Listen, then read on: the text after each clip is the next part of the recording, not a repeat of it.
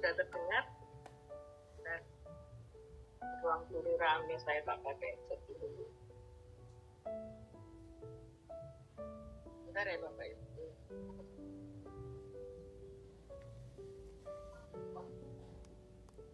Shalom, selamat.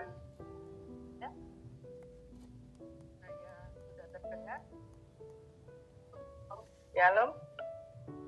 Pada dengar saya ya? Shalom, sudah dengar Bu Shalom, Dewi. shalom. Dengar Bu Dewi. Iya, mohon maaf di ruang guru rame. Pada pagi hari ini saya akan membawakan renungan firman Tuhan yang saya beri tema pembenaran diri. Pembenaran diri ini saya ambil dari Lukas 16 ayat 15. Lalu ia berkata kepada mereka, kamu membenarkan diri di hadapan orang, tetapi Allah mengetahui hatimu, sebab apa yang dikagumi manusia dibenci oleh Allah. Dalam kesempatan pagi hari ini, saya akan mengupas tuntas bagaimana manusia itu senantiasa membenarkan diri terhadap apa yang dia lakukan, terhadap segala sesuatu yang ada pada diri manusia itu masing-masing. Kalau benar-benar kita tidak mempunyai iman yang kuat, kita tidak mempunyai diri, kita harus tahu bagaimana Tuhan itu telah mengajari pada kita apa dan bagaimana untuk kita itu berlaku dan bersikap kepada sesama kita, kepada orang-orang yang seiman dengan kita maupun kepada orang-orang yang tidak seiman dengan kita. Kita ini mengarungi dunia kehidupan dengan segala liku-liku dan pernik-pernik kehidupan. Tetapi sekali lagi, janganlah kita melakukan sesuatu yang menjadi sandungan atau menjadi ganjalan dalam kehidupan kita. Karena kita anak-anak Tuhan, kita itu adalah cermin bagaimana Tuhan telah mengajarkan pada diri kita. Sebagai contoh, saya pernah melihat ada seorang bapak-bapak yang dia itu karena kebutuhan anak-anaknya yang masih kecil, punya baby, dia tidak mempunyai penghasilan. Sehingga dia mempunyai pikiran bagaimana ya saya itu mau dapat uang dengan cepat supaya anak saya ini cepat dapat pertolongan atau anak saya ini dapat mendapat asupan makanan, susu. Ternyata dia berpikir, karena dia tidak punya kendaraan, dia naik bemo. Dia naik bemo, naik angkot, terus tiba-tiba terbesit di pikirannya. Saya tak nyopet aja. Dengan mengambil atau pura-pura dia jatuh, terus dia mencopet uang. Terdapatlah uang sekitar banyak hal yang bisa cukup untuk dia belikan susu untuk anak-anaknya. Begitu dia merasakan, oh, saya mempunyai hasil yang banyak dengan saya bersikap hanya dalam beberapa detik. Dia merasa hasil didapatkan cukup untuk memenuhi kebutuhan keluarganya. Sehingga dia mengulangi lagi. Dan dia kalau sudah merasa, oh enak ya dengan saya cara ini, mulai terbesit di pikirannya, saya tak berbagi uang saya kepada sopir angkot. Sopir angkot kan tidak tahu kalau dia itu uang yang didapatkan oleh sopir angkot itu tuh hasil dari penumpangnya yang sedang mencuri. Nah, Bapak Ibu sekalian, janganlah oleh tuntutan kampung tengah kita menghalalkan segala cara untuk mendapatkan uang itu. Kita harus tahu, Tuhan itu loh mencukupi kita semuanya. Tuhan mencukupi segala apa yang kita inginkan, bukan ingin, yang Tuhan kita butuhkan. Tuhan pasti, bunga bagong di ladang, burung-burung di udara, itu Tuhan pelihara, apalagi kita anak-anaknya. Tetapi ketika Bapak Najib itu ketahuan dan ditangkap oleh polisi, kebetulan itu salah satu warga saya, dia ngomongnya dengan enaknya, dia mengatakan, saya melihat dengan mata kepala sendiri. Loh, saya kan mau hanya mengambil sebagian dari uang yang saya copet itu. Kan enggak saya ambil semuanya uang. Kan saya juga butuh. Dan berbagai macam kalimat lagi yang dia utarakan. Wow, kalau kita melihat semacam itu, dalih-dalih perkataan seolah-olah dia yang benar. Dia menyangkal dan menghalalkan perbuatan salahnya itu. Dia tidak menyadari. Dia mengatakan, loh, kalau seperti saya sekarang ini hanya mengambil sedikit uang, terus saya sekarang di penjara begini. Siapa yang menanggung anak istri saya? Nah, seakan-akan dia, berarti Bu RW ya, pada saat itu saya menjadi RW Mas Dian, dan sekarang jadi RT toh, dia mengatakan, loh Bu RW ya, Bu RW tolong anak saya diopeni dan istri saya. Saya mau mengatakan apa dengan senyum saya berbicara, ya segala sesuatu diperhitungkan ya Pak ya, apa yang Bapak lakukan, tapi dia masih berdari dan berdalih. Orang yang demikian adalah orang yang keras, orang yang sulit diberi nasihat, dan kita harus bersikap bijak menghadapi orang semacam itu. Bapak Ibu, kita jangan sampai menjadi orang-orang yang demikian. Pada hari ini saya akan membahas mengapa sih manusia itu berdalih. Ada 4 hal yang ingin saya utarakan. Yang pertama adalah ingin membenarkan tindakan atau keputusan yang diambil. Orang akan selalu membenarkan tindakan yang dia lakukan, walaupun itu nyata-nyata salah. Tuhan Yesus mengajarkan pada kita pada Yohanes 14 ayat 6, Akulah jalan kebenaran dan hidup. Jadi tidak boleh kita sebagai anak-anak Tuhan merasa benar terhadap apa yang kita perbuat. Kita selalu benar membenarkan. Kalau kita berbuat sesuatu yang tidak pada tempatnya, marilah kita minta hikmat kepada Tuhan Yesus. Sebagai contoh yang kedua, saya mungkin kita anak-anak Tuhan banyak yang masih datang beribadah di hari Minggu, bermalas-malasan tidak mau datang dengan alasan saya capek lah, saya inilah, saya streaming saja. Apa itu boleh? Boleh, tetapi kurang tepat langkah itu. Tapi manusia, kalau misalnya orang semacam itu kita tegur, dia mengatakan, loh, streaming kan saya juga beribadah, saya juga mendengarkan firman Tuhan. Saya bisa juga memuji, memuliakan nama Tuhan.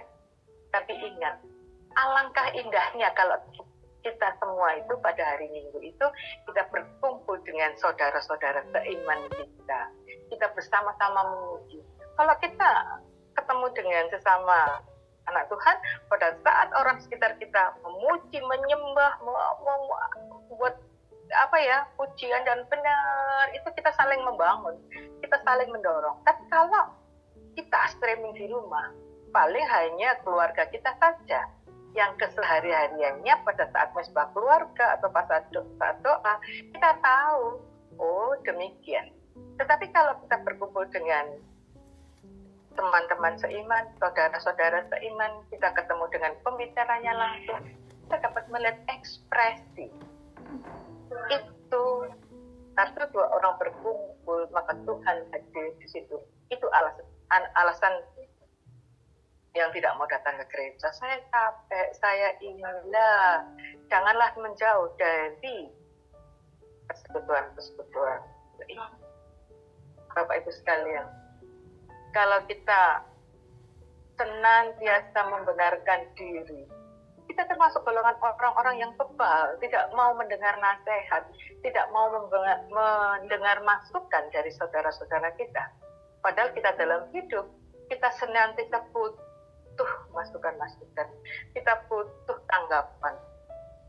Pada saat kita, apapun profesi kita, apapun kesehari-harian kita pasti melakukan kesalahan. Kita pasti melakukan sesuatu yang kurang tepat. Maka dari itu kita bergaul dengan orang-orang yang beriman, orang-orang yang sama saling membangun dan mengerti ajaran yang baik. Itu lebih baik. Apakah kita tidak boleh bergaul dengan orang-orang yang tidak seiman? Boleh. Tetapi ingat ajaran-ajaran Tuhan yang harus kita lakukan dan harus kita perbuat. Yang dua mungkin, yaitu orang tidak mengakui kesalahan dan sering berdalih adalah melindungi egonya, melindungi egois yang ada pada dirimu. Aku loh sudah jadi pemegang saham, atau akulah menjadi punya posisi di tempat kerja saya. Aku punya wewenang untuk ini, melakukan ini, memerintah dan sebagainya. Otoriter, egonya yang keluar. Sebagai seorang pimpinan atau sebagai seorang yang mempunyai posisi atau siapapun dimanapun kita berada, kita janganlah menjadi orang yang itu. Janganlah kita melindungi ego kita, karena dengan ego kita itu akan sangat mematikan diri kita. Atau bagi orang-orang yang mengerti, dia akan tahu, anak Tuhan Yesus kok ego semacam ini. Padahal pada Amsal pasal 18 ayat 12 dikatakan, tinggi hati mendahului kehancuran, tetapi kerendahan hati mendahului kehormatan. Firman Tuhan mengajarkan kepada kita, kalau kita tinggi hati, kita egois, kita itu akan hancur. Mungkin saat kita punya posisi, saat kita masih dilihat orang, pada saat kita ada di atas, mereka menurut saja terhadap apa yang kita katakan, terhadap apa yang kita bicarakan. Tetapi kita tidak tahu kalau mereka membicarakan kita. Pada saat di depan kita mereka berkata iya. Tapi di belakang kita, nah itu kita akan menjadi sandungan untuk orang lain. Kita itu membuat orang resah dan gelisah.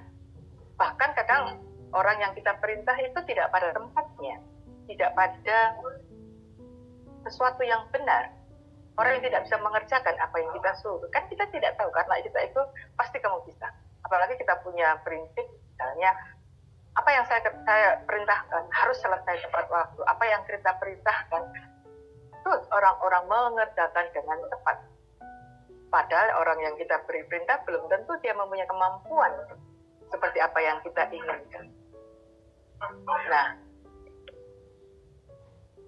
dan itu membuat kita akan menghancurkan diri kita sendiri. Saya banyak kadang-kadang melihat, barusan terjadi di tempat kerja saya. Kebetulan tempat kerja saya itu ada tempat penampungan pembuangan sampah dan ada tempat puskesmas. Jadi sekolah itu segitiga. Pemerintah mengatakan, pemerintah setempat, Pak Camat mengatakan, oh ini ada puskesmas dimajukan ke depan. Tempat pembuangan sampah dipindah. Nah, saya kadang melihat Pak Camat ini begitu egois. Dia hanya pengen punya rekod, dia pengen punya penghargaan tanda jasa dari pemerintah dengan dia memindahkan semacam itu. Pindahnya jauh. Tanpa dia mengadakan perundingan, tanpa dia mengajarkan ini, ditegur sama ketua RW setempat, ketua RT setempat, dan si pembuang sampah itu tidak didengarkan sama sekali. Tolong Pak Tri ya, mohon maaf orang biru. Dengan adanya demikian sampailah kemarin Pak Wawan untuk mendamaikan, untuk membuat kebijakan-kebijakan. Saya melihat kadang-kadang pemerintah kita itu membutuhkan atau membutuhkan masukan-masukan dari siapa. Jika kita tidak mendengar masukan-masukan dari orang sekitar kita ikut dengan keputusan kita sendiri, kita ikut dengan diri kita sendiri. Contoh lain misalnya, di keluarga kita. Di keluarga kita itu mungkin kita punya, saya mau ini, saya mau ini, saya mau itu. Tetapi kita tidak melihat bahwa setiap kita mungkin kita ikut untuk kita membuat keputusan untuk keluarga kita sendiri. Kita buat peraturan yang mengenakkan keluarga kita sendiri. Kita punya jabatan, tetapi kita semuanya kita kerjakan sendiri. Karena itu ujung-ujungnya adalah duit. Ujung-ujungnya adalah mendapatkan penghasilan dari yang kita lakukan. Sekarang semuanya itu pasti ada fee, semuanya pasti. Tetapi saya mengatakan keegoisan kita janganlah sampai merugikan orang lain. Kalau kita merugikan orang lain, itu akan melihat, apalagi kita anak-anak Tuhan. Ajaran firman Tuhan mengatakan bahwa janganlah kita semena-mena, janganlah kita mendahului kepentingan kita sendiri daripada kepentingan Tuhan. Bolehlah kita itu, kita itu memang untuk kita hidup. Saya hidup untuk keluarga saya hidup untuk siapa? Diingat. Jadilah kita menjadi saluran berkat untuk orang lain. Jadilah kita berguna untuk orang lain. Bolehlah kita mencari rezeki, mencari uang melalui segala aktivitas kita. Tetapi ingat bahwa apa yang kita dapatkan 100% itu bukan untuk diri kita semuanya. Program pemerintah baru yang diluncurkan, dan saya menyambutnya dengan senyum, itu adalah salah satu ajaran firman Tuhan. Apa yang kita miliki bukan 100% untuk kita. Kita ingat pada orang-orang di sekitar kita. Apa itu peraturan yang baru? Barusan diluncur awal bulan Mei kemarin. Bahwa satu lingkungan, satu RT misalnya, itu kita peduli, kita melihat tetangga-tetangga kita itu siapa yang tidak mampu. Dan yang wajib kita beri uluran tangan kita sisihkan.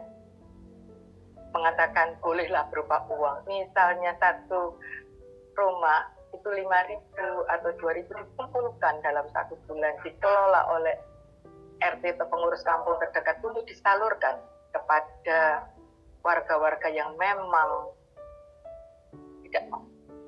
Jadi bantuan yang kita berikan itu tepat sasaran. Jangan kita egois bahwa berkat saya terima rezeki semuanya, kita lupa memberikan perpuluhan atau kita waktu persembahan. Saya kadang masih melihat orang-orang yang memberikan perpuluhan itu diremet uangnya, dan dia mengambil bukan uang terbesar di dompetnya, tapi uang terkecil di dompetnya.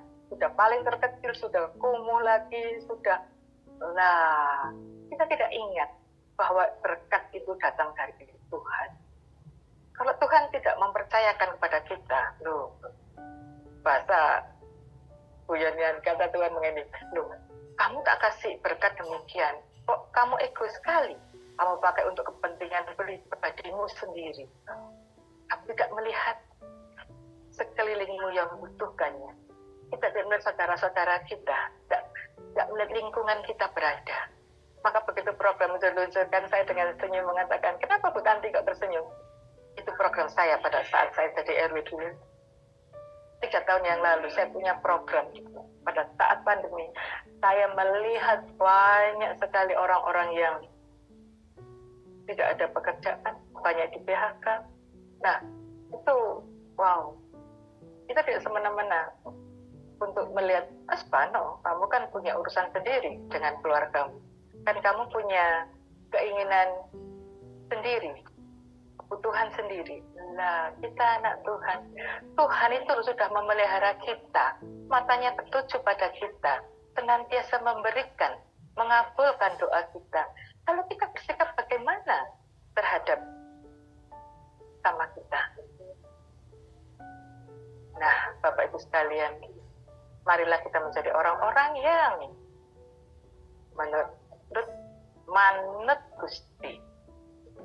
Kalau kita tadi melindungi ego kita, tadi yang mengatakan yang kedua adalah ingin membenarkan diri sendiri, yang ketiga adalah melindungi ego, yang ketiga adalah menutupi kesalahan. Orang yang berbuat salah, pasti dia berdalih, bersilat lidah untuk membenarkan. Aku harus benar juga. Kesalahan yang dia buat, seperti tadi saya contohkan pada orang yang mencuri uang di angkot. Dia merasa benar. Saya kan hanya mengambil sebagian kecil dari orang yang saya ambil. Saya tidak tahu bahwa perbuatan mencuri itu sangat dibenci oleh Tuhan. Ajaran agama manapun tidak ada yang mengajarkan untuk mencuri. Karena itu mengambil hak orang lain, mengambil juga kepentingan. Kan kita tidak tahu. Bapak tadi tidak tahu bahwa uang yang dicuri itu, uang dicopet tadi, itu mungkin akan digunakan yang penting bagi orang yang diambilnya. Kan kita tidak tahu permasalahan yang dia hadapi. Mungkin, jangan-jangan, atau uang yang dicuri itu adalah uang satu-satunya yang dia miliki. Berarti kan kita merugikan dia sekali. Atau uang yang dia miliki untuk beli obat bagi keluarganya yang sakit, atau uang yang dicuri itu adalah uang untuk bayar sekolah bagi anak-anak yang bapak tadi yang dicuri. Nah, kita kan tidak tahu, tetapi sang pencuri tadi tetap merasa aku benar. Kita tidak tahu. Nah, Bapak Ibu sekalian, kita kalau melihat ajaran firman Tuhan yang ada di Matius 7, pasal 7 ayat 3. Mengapakah engkau melihat sesumber di mata saudaramu, sedangkan balok di dalam matamu tidak engkau ketahui? Nah, senantiasa tidak bisa, orang Jawa ngomong ngerayai jitok dewi, melihat kesalahan-kesalahan kita. Tetapi kesalahan orang yang kecil itu diungkit-ungkit, kesalahan orang yang sedikit senantiasa dikatakan, tambah dibumbui, diceritakan ke orang lain. Nah, padahal kita sama dengan kalau kita menunjuk kepada orang, itu loh kesalahan orang, cuma satu kesalahan orang, tapi dari kita yang 4 menuju kepada diri kita, itu menandakan bahwa satu kesalahan orang, tapi 4 kesalahan kita yang kita tidak sadar. Orang Jawa ngomong tidak ngerayai jitok dewe, tidak menelusuri kalau kita juga pernah berbuat salah. Nah, kalau berbuat salah, tidak mau ditegur, tidak mau dinasihati, itu janganlah sampai membuat kita menjadi orang yang bebal. Mungkin keluarga kita, orang yang paling dekat dengan kita, pastilah menegur kita. Sahabat terdekat, atau ibu rohani kita. Saya, kalau lagi melakukan kesalahan, atau saya mau membuat keputusan, saya kadang, bagaimana ya? Pertama yang saya adalah suami, orang yang dekat dengan saya. Kalau suami mengatakan demikian, kebetulan saya tidak, saya akan menghubungi ibu rohani saya. Saya contohkan pasti pada saat Tuhan izinkan terjadi pada anak laki-laki saya datang ke ibu, minta waktu pada waktu saja. Saya minta nasihatnya, petunjuknya, petua-petua. Karena ibu rohani itu mempunyai segudang pengalaman dan Tuhan menetapkan apa yang ada di orang-orang yang dipercaya Tuhan untuk membimbing kita, mengarahkan kita, itu menjadi tema dalam kehidupan saya. Karena pemimpin kita, otoritas kita, itu adalah wakil Tuhan di dunia, di mana kita harus mendengarkan nasihatnya, kita harus melihat, mempertimbangkan. kita berdoa, tidak lupa kita juga harus berdoa kepada Tuhan. Kita minta pimpinan dan petunjuk Tuhan. Tuhan, saya harus berbuat apa? Sama halnya, satu perkataan dari Ibu Rohani saya mengatakan, Dewi, jangan minta diringankan bebannya, tetapi mintalah pundak yang kuat. Amin. Saya bilang itu. Nah, dari situ jangan lupa berdoa, jangan pernah tinggalkan doa. Semakin saya banyak berdoa, semakin saya mendekatkan diri pada Tuhan. Bukan berarti semuanya lancar, bukan berarti semuanya terselesaikan secara ketika saya doa, saya selesai. Tidak. Tetapi semakin saya berdoa, semakin kita semua mendekatkan diri pada Tuhan. Kita hidup melekat, gandul gusti, kita hidup bagaimana sesuai dengan aturan dan ajaran Tuhan. Ujian yang kita alami, kita akan naik kelas. Segala kesalahan kita itu bisa kita selesaikan. Kita mohon maaf kepada manusia, kepada Tuhan. Jika kita melakukan kesalahan, cepat-cepatlah kita sadar diri. Oh iya, saya salah ya. Perkataan saya, misalnya, kalau saya sering itu kan sebagai guru matematika lah, dibeti anak-anak pasti wangel ini dan sebagainya. Mungkin dengan cara tidak lancar, tidak sengaja saya mengeluarkan kata-kata yang tidak berkenan. Pasti Roh Kudus yang ada pada diri kita, Roh Kudus yang senantiasa mengingatkan kita, maka dengan cepat kita harus, oh iya, saya tadi salah. Maka kita sebagai siapapun kita, sebagai apapun kita nggak usah ego atau malu diri untuk minta maaf. Mintalah maaf kalau kita berbuat salah. Tugas kita adalah memaafkan kesalahan orang lain dan mengakui kesalahan kita kalau kita memang berbuat salah. Jangan kita ego bahwa kita itu selalu benar dengan segala aspek kehidupan kita. Kita tidak selalu benar dengan perkataan kita. Terkadang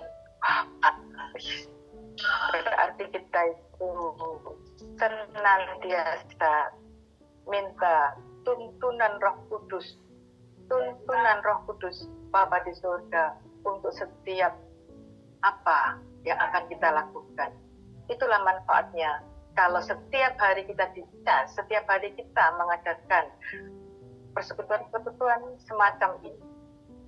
Loh Bu, ada sempat yang bertanya kepada saya pada saat saya di tempat saya setiap Sabtu pagi itu mengatakan, Bu, nanti saya itu sudah tua, kaki saya tidak bisa jalan ke gereja, itu kan jauh, jadi saya streaming, boleh enggak? Nah, saya bilang bolehlah, tetapi ingat, kalau sudah enak ya Tante, tetap harus jalan bertemu dengan saudara-saudara seiman. Atau apalagi kita itu kadang holiday pada saat hari libur. Bulan ini ada libur, Kamis, Jumat, disambung dengan Sabtu, Minggu. Ingat Bapak Ibu, dengan holiday yang Tuhan berikan pada kita untuk kita refresh. Tapi jangan lupa holiday itu kita jangan tinggalkan Tuhan. Pada hari Minggu, carilah holiday. Kita beribadah tetap. Bu, saya holiday berlibur itu jauh dari gereja. Ya cari. Kan Tuhan memberikan kendaraan. Kan Tuhan izinkan untuk kita bisa pergi. Jangan senantiasa kita cuma senang. Oh, saya ada pernah orang yang konseling dengan saya mengatakan, saya kalau pergi jauh itu saya nanti ibadah sendiri. Bolehlah, boleh. Tetapi saya mengatakan alangkah baiknya. Itu sudah merencanakan mau pergi kemana, carilah tempat-tempat ibadah. Sehingga kita juga ketemu dengan orang-orang yang baru, kita berkenalan, punya saudara seiman yang baik. Banyak teman, banyak saudara itu membuat kita dapat dermawan, saling memberi dan saling menasehati. Nggak usah menasehati, saling mengingatkan, saling mendoakan. Oke Bapak Ibu. Dan yang terakhir keempat adalah orang yang membenarkan diri sendiri itu adalah orang yang tidak mempunyai kemampuan untuk mengakui kesalahannya. Orang yang tidak mempunyai kemampuan untuk mengakui kesalahannya. Misalnya begini, aku sudah berbuat salah ya, tapi caraku untuk minta maaf bagaimana ya? Caraku untuk mengungkapkan atau ngomong saya untuk saya menghapus atau saya ini merevisi. Oh, kata-kata tadi saya salah. Nah, terutama kepada orang-orang yang diberkati Tuhan luar biasa, dalam kategori orang itu kaya, uang, itu kadang-kadang mereka egois, kadang-kadang mereka aku punya segalanya, semua dapat saya beli dengan uang, semua dapat saya gunakan uang saya untuk memberi. Nah, orang-orang yang kaya, dia kebanyakan tidak sadar kalau yang dia lakukan, bahkan kadang yang paling banyak adalah omongannya. Omongannya seperti pemerintah, seperti raja yang tidak mempunyai pernah ketangan, seperti raja, semuanya dapat ia beli, semuanya dapat, sembarang lah. Saya kadang melihat, wah, Tuhan ampuni orang tadi, karena dia tidak tahu apa yang mereka perbuat dan yang mereka lakukan. Perkataannya tidak sadar kalau itu mungkin menyakiti hati orang, menyakiti orang. Memang dia memberi, tapi ngakil tak kayak misalnya, kan gak duit sego, gak duit beras, gak duit iwak, nyata kayak kemauannya itu memberi, kemampuan sudah benar membagikan sebagian miliknya, sebagian berkat yang dia sudah benar mau memberikan itu pun kalau mau. Tapi jangan sampai apa yang dia berikan itu adalah makanan basi, makanan yang sudah kemarin. Apa yang kita miliki, misalnya hanya goreng tempe atau hanya masak sekadar-kadarnya, berilah sama dengan apa yang kita punya. Saya kadang melihat orang-orang yang memberikan santunan, orang-orang yang memberikan berkat pada orang lain, beras misalnya. Kalau kita makan berasnya pin misalnya, maka kalau kita memberi orang lain, ya harus sama dengan apa yang kita punya. Jangan kita beli beras yang harganya misalnya itu, kita akan orang lain, kita harganya 10.000 atau 10.000. Kan jumlahnya sama, Bapak Ibu sekalian. Janganlah kita anak-anak Tuhan mempunyai etika yang semacam itu, mempunyai kebiasaan semacam itu, mempunyai pikiran semacam itu. Apa yang kita miliki, kalau kita memberikan pada orang lain, pada saat kita selesai masuk dalam waktu kita ngomong, kalau Tuhan taruh di hati kita, berkati tetanggamu, berkati orang di kampungmu yang tidak, kita semua tahu bahwa dia kurang diberkati Tuhan. Apa yang kita mau makan, apa yang kita punya kita masak, kita berikan, walaupun hanya oseng-oseng tempe, mau makan sederhana, sama. Kalau kita makan enak, goreng ayam, goreng apa, daging dan sebagainya, sama. Berilah dengan ikhlas, berilah dengan sepenuh hati, tanpa mengurangi. Kalau kita masak misalnya ayam goreng, tahu, sayur, yang kita kasihkan tahu dengan sayur, padahal kita di rumah ada ayam, jangan kita berbuat demikian. Saya hanya memberikan bagian dari pengalaman hidup saya. Bapak saya itu seorang polisi dan kebetulan juga RW di tempat itu. Sebenarnya sebelum meninggal, Bapak itu berpesan kepada saya, Duk, Bapak orang Jawa, orang Solo asli ya, Duk, apa sing kau duwe, kowe nek masak, kamu kalau masak, tetanggamu mampu masakan, berikan, walaupun hanya semangkok kecil. Oh iya Pak. Pada saat saya pertama menikah dengan Hello Kitty, suami saya bahkan, Ma, ini loh keluarga ini yang tidak mampu. Wow. Saya tersenyum. Oh begitulah. semakin saya mendalami ajaran firman Tuhan, dari situ saya tahu bahwa Tuhan itu sudah memberikan kepercayaan kita berkat yang luar biasa. Jangan kita menahannya, tetapi kita memberikan. Jangan kita menutupi segala kesalahan kita. Kalau kita salah, segeralah minta maaf. Janganlah kita, ya ngomong aja. Kalau kita gengsi ngomong, maaf ya, salah, saya melakukan kesalahan. Nah, kata maaf itu rasanya kok kita itu merendahkan diri kita. Misalnya, ya cukup, sorry ya bro, aku tadi berbuat salah. Cuma dengan kalimat atau tata bahasa yang beda. Sorry ya bro, atau sorry ya yang, aku tadi salah. Tapi kita tetap minta maaf.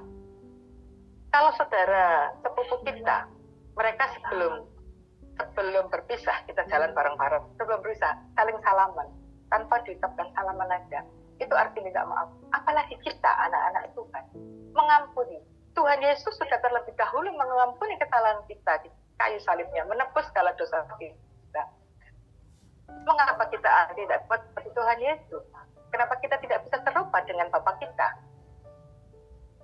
Ketidakmampuan untuk tidak mengaku kesalahan dan kikis hati. Karena ajaran Tuhan mengatakan kepada kita harus berdamai dengan sesama kita. Mau dan tidaknya, orang kita misalnya, saya salah omong pada orang lain. Saya sudah minta maaf, aku minta maaf ya, kalau saya tadi berbuat salah, saya menyakiti hati kamu. Tapi orang tadi tidak mau mengampuni atau tidak mau memaafkan kita. Ya urusannya dia dengan Tuhan. Pembalasan itu bukan hak kita, tetapi itu adalah otoritas Tuhan. Apa yang kita lakukan, kewajiban kita adalah mengampuni, berdamai, dan kita saling menyayangi satu dengan yang lain.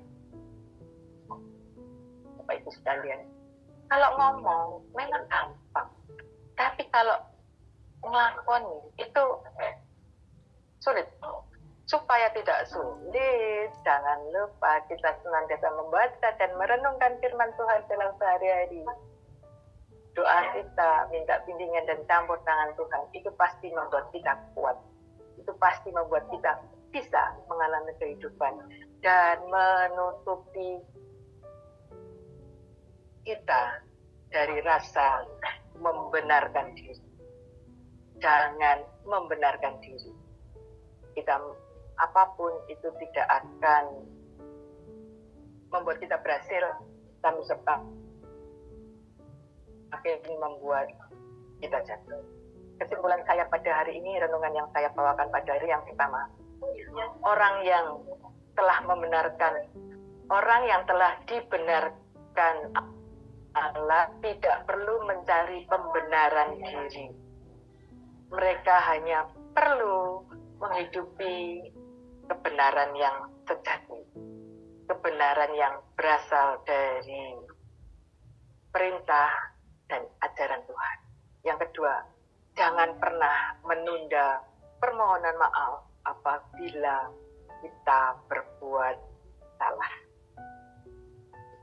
Karena kita semua harus hidup damai dan hidup rukun sejahtera seperti kita yang selalu berdamai dan selalu hidup dekat dengan Tuhan setiap hari, setiap saat. Mintalah selalu bimbingan daripada Roh Kudus. Terima kasih. Demikianlah renungan firman Tuhan saya pada hari ini.